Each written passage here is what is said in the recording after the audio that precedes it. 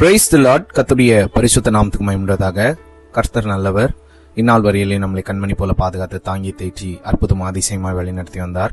கர்த்தருடைய நாம் மகிமைப்படுத்தி இந்த வழியிலும் பிரதர்ஸ் அண்ட் சிஸ்டர்ஸ் நல்லா கவனிங்க. ஏன் குடும்பம் எனக்கு பெருசு, என் குடும்பத்தை நான் அதிகமாக நேசிக்கிறேன், என் நண்பர்கள் எனக்கு பெருசு, என் நண்பர்களை நான் அதிகமாக நேசிக்கிறேன், எனக்கு தெரிஞ்சவங்க எல்லாம் எனக்கு ரொம்ப முக்கியமானவங்க, அவங்கள நான் அதிகமாக நேசிக்கிறேன்னு சொந்தக்காரங்களையும் குடும்பத்தினரையும் நண்பர்களையும் தெரிஞ்சவங்களை மாத்திரம் நேசித்து கொண்டிருக்கிற பிரதர்ஸ் அண்ட் சிஸ்டர்ஸ்க்கான வார்த்தை தான். நல்லா கவனிங்க. உங்க முன்னாடி ஒரு வசனத்தை காமிச்சு கொடுக்க விரும்புகிறேன். மத்தேயு 22:39 உன்னிடத்தில் நீ அன்பு கூறுவது போல பிறனிடத்திலும் அன்பு கூறுவாயாக. ஒரு விஷயத்தை நல்லா புரிஞ்சுக்கணும். கர்த்தரை ஏற்றுக்கொண்ட ஒவ்வொரு பிரதர்ஸ் அண்ட் சிஸ்டர்ஸும் நம்மளை நாம் நேசிக்கிறது போல பிறனை நேசிக்கணும். இங்கிலீஷ்ல சொல்லியிருக்கு, neighbour, love your neighbour as you love your self.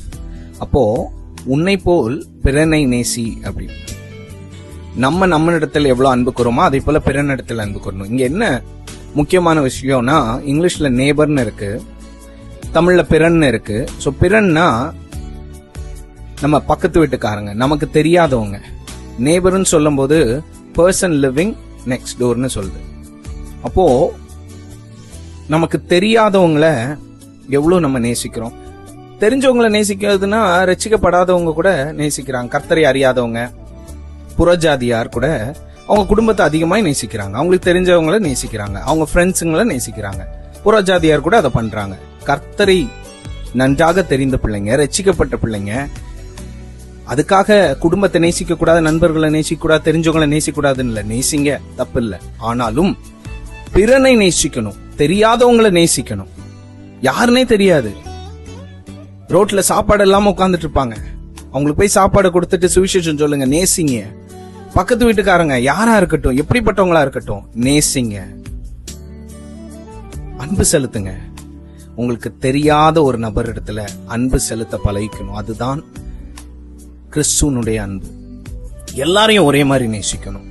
தன் குடும்பத்தையும் சொந்தத்தையும் பந்தத்தையும் நண்பர்களையும் தெரிஞ்சவங்களையும் உதவி செஞ்சவங்களை மாத்திரம் நேசிச்சா புறஜாதியார் கூட அதை பண்றாங்க. இன்னையில இருந்து அதை சரி பண்ணிக்கலாம்.